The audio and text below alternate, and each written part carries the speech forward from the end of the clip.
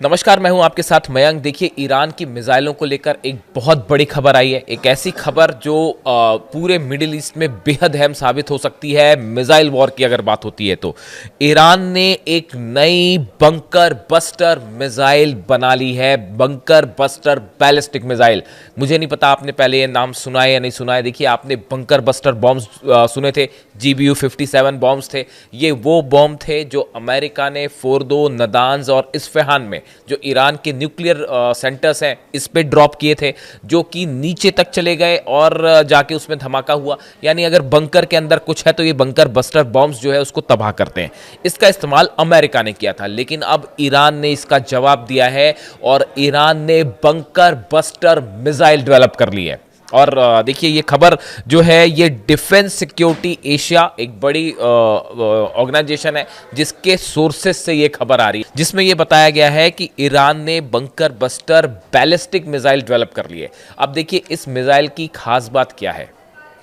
इस मिसाइल की सबसे बड़ी खास बात यह होगी कि ईरान की ये मिसाइल किसी भी दुश्मन देश के जमीन के अंदर छिपे किसी भी ठिकाने को तबाह कर सकती है। यानी कि आप इसको इस तरह से समझिए कि अगर इजराइल में कोई परमाणु ठिकाना है जो जमीन के अंदर बनाया गया है, कोई इस तरह की चीज है जो जमीन के अंदर बनाई गई है, कोई लैब है या हथियार जमीन के नीचे बंकर्स में रखे हैं, तो ईरान की ये मिसाइल उस बंकर के अंदर तक जमीन में चली जाएगी और सब कुछ तबाह कर देगी। देखिए, इसमें ये ज़्यादा परेशानी इसराइल के लिए इसलिए भी है, इसकी बड़ी वजह है, आपने देखा कि जो ईरान ने अभी पीछे जो युद्ध हुआ और उसमें जब भी मिसाइल्स फायर हो रही थी, तो आप देखिए पूरा का पूरा इजराइल जो है वो बंकर्स के अंदर जाके छुप जाता है। इजराइल में तमाम शहरों में, तेल अवीव में, हाइफा में, सब जगह बड़े सारे बंकर्स बनाए गए हैं जिसमें जो है लोग जाके बंकर्स के अंदर छिप जाते हैं। यहाँ तक कि बताया जा रहा था कि नेतन्याहू भी बंकर में है और बंकर में छिपे हुए हैं और उन्होंने अपनी पूरी कैबिनेट वो बंकर से चला रहे थे। लेकिन अब ईरान की ये जो बंकर बस्टर मिसाइल है, ये किसी भी नेता को, चाहे वो बंकर में ही क्यों ना छुपा हो, टारगेट कर सकती है उसको वहां पे, और बड़ा प्रिसाइज हमला होता है इससे। ये भी बताया जा रहा है कि ये बड़ी एक्यूरेट मिसाइल है। इसकी सबसे खास बात यह है कि अगर इसको एक बार आपको ये पता चल जाए कि इस जगह पर जमीन के नीचे बंकर्स है, यहाँ पे कोई छुपा हुआ है, यहाँ पे हथियार रखे हैं या जो भी है, और इसको टारगेट करना है, तो ये बड़ी प्रिसीजन के साथ उसी एरिया में अटैक करेगी और उसी पे जमीन के कई फीट नीचे जाके धमाका करेगी। ये इस मिसाइल की खास बात है। ईरान की मिसाइल कैपेबिलिटीज के बारे में किसी को ना तो कुछ बताने की जरूरत है और ना शक होना चाहिए।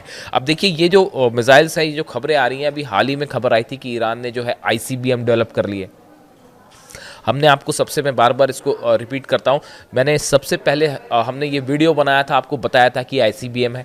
कई सवाल उठे कि ये वाकई ICBM है या नहीं है। उसके कुछ दिनों बाद बेंजामिन नेतन्याहू ने ये कह दिया कि 8000 किलोमीटर की रेंज इनके पास आ गई है और थोड़ी सी और अगर हो जाए तो ये तो सीधा अमेरिका पहुंच जाएगा। यानी उसका कंफर्मेशन अमेरिका बेंजामिन नेतन्याहू ने ही कर दिया। अब देखिए, ये इजराइल के लिए चिंता का सबब क्यों है। पहले मैं एक बार मैं आपको ये थोड़ी सी खबर पढ़ के बताऊं कि कैसे हुआ। In a powerful show of defense, Iran has revealed an all-new generation of precision bunker-buster ballistic missile designed specifically to destroy heavily fortified underground targets. ये देखिए, इसमें अंडरग्राउंड जो टारगेट्स हैं, ये मैंने खबर पढ़ी, जो south defence south security Asia जो है, जो एक खबर दे रहा है, उससे मैंने एक खबर पढ़ी कि ये जो है मिसाइल डेवलप हो चुकी है, बना ली गई है। ऐसा नहीं है, ये दावा कर रहा है कि ये मिसाइल बना चुकी है ईरान की सेना, और ऐसा नहीं है कि वो किसी डेवलपिंग स्टेज पर हो। इसमें लिखा हुआ है, Iran state media describe the new missile class as a turning point in strategic deterrence, emphasising that the country now possesses the ability to target deep underground military bases anywhere in the Middle East. यहाँ के जो media ने दावा किया Iran के, उनका कहना ऐसा है कि ये जो नई बंकर बस्टर मिसाइल है, ये पूरे मिडिल ईस्ट में जमीन के अंदर कोई भी कहीं छुपा हो, कुछ भी हो, इसको बड़ा एक्यूरेट टारगेट कर सकती है। अब देखिए, ये इतना अहम क्यों हो जाता है। अभी ये 12 दिन की जंग को ज़्यादा दिन नहीं बीते हैं, बहुत कम समय हुआ है, लेकिन आप इसके बीच में डेवलपमेंट देखिए, आपको नज़र रखनी पड़ेगी हर चीज़ पे। इस सब के बीच में क्या क्या खबरें आई ईरान से, जरा आप एनालाइज करिए। चाइना का फाइटर जेट्स को लेकर खबर है कि वो ईरान पहुंच गए। इसका कोई कंफर्मेशन नहीं है क्योंकि किसी ने कोई इसको क्लेम नहीं किया, ना ईरान ने किया ना चाइना ने किया, लेकिन बहुत सारी बातें क्लेम नहीं की जाती। सुखोई 35 जेट्स को लेकर खबर है कि रशिया से वो पहुंच चुके हैं ईरान। ये तो काफ़ी ज़्यादा बताया जा रहा है कि कंफर्म खबर है। इसके साथ ही देखिए ईरान आईसीबीएम टेस्ट करता है, ईरान समंदर में वॉर एक्सरसाइज करता है और बहुत सारी ऐसी मिसाइल्स टेस्ट होती हैं जो कि पनडुब्बियों से फायर की जा सकती हैं, जो कि जहाज़ों से फायर की जा सकती हैं।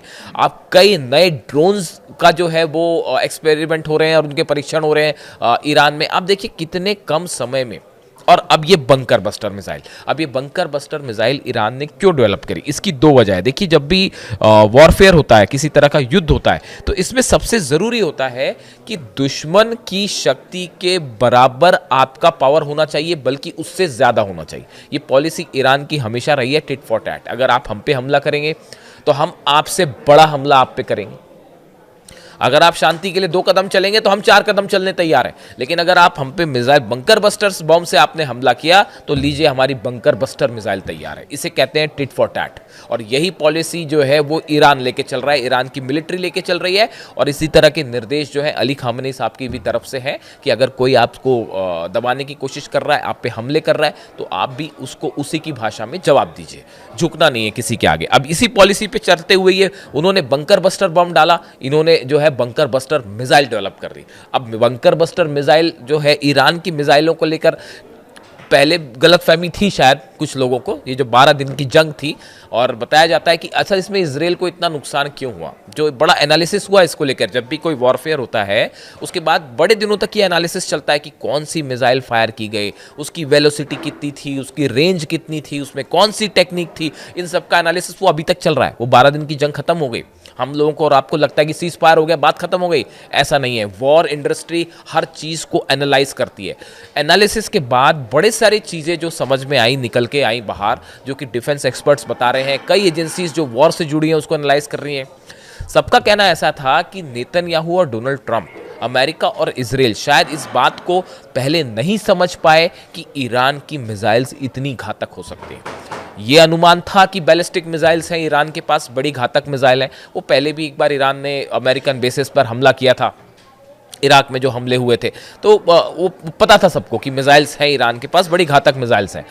जो ईरान ने पिछली बार 180 से ज़्यादा बैलिस्टिक मिसाइल फायर की थी, 12 दिन की जंग नहीं, पिछली बार की बात कर रहा हूँ मैं, उसमें जो मिसाइल्स फायर हुई थी वो मिसाइल्स भी गिरी इजराइल पर, लेकिन वो मिसाइल्स नहीं थी जो ये 12 दिन में फायर की गई।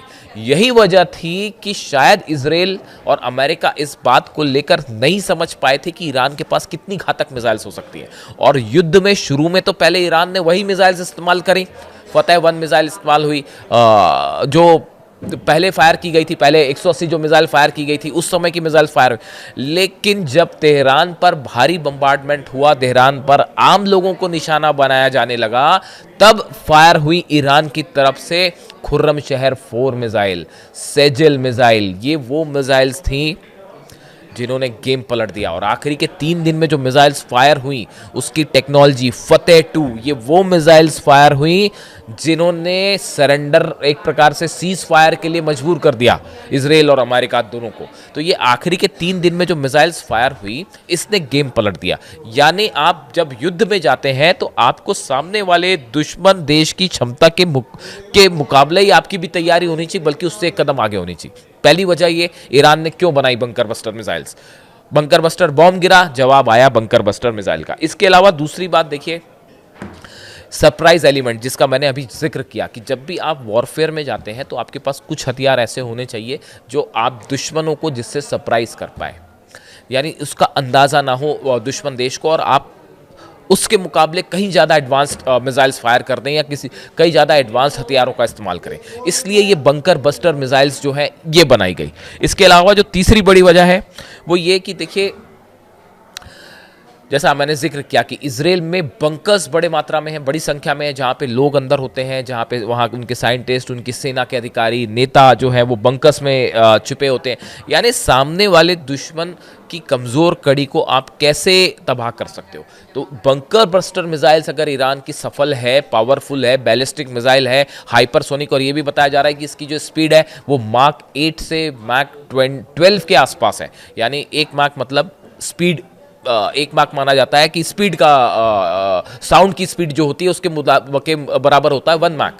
यानी आप देखिए कि आवाज़ की जो स्पीड होती है उससे 8 से 12 गुना ज़्यादा स्पीड से मिसाइल चल सकती है, बेहद डेडली मिसाइल। और ये चूंकि बंकर्स बस्टर है इसीलिए इसराइल के लिए एक बड़ा चिंता का सबब है। ये किसी भी टारगेट को ठिकाना बना सकती है। अब कम से कम इसराइल इस गलतफहमी में नहीं रह सकता कि ईरान की मिसाइल हमारे बंकर्स को अंदर से नहीं भेज सकती। इस लिहाज से मिसाइल्स बेहद अहम है।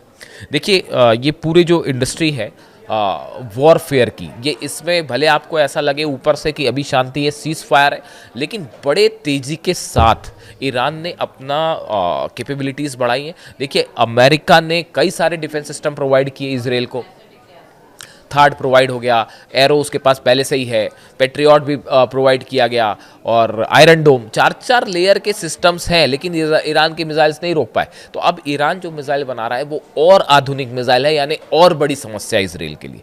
इस लिहाज से ये बंकर बस्टर जो मिसाइल है ये पूरे मिडिल ईस्ट में, ना सिर्फ मिडिल ईस्ट में बल्कि कई देशों तक, और अब तो रेंज बढ़ भी गई है, एक बड़ा चैलेंज होगा ईरान को आने वाले वक्त में रोकना। वीडियो कैसा लगा आपको बताइए, अपने कमेंट करिए। Thank you so much.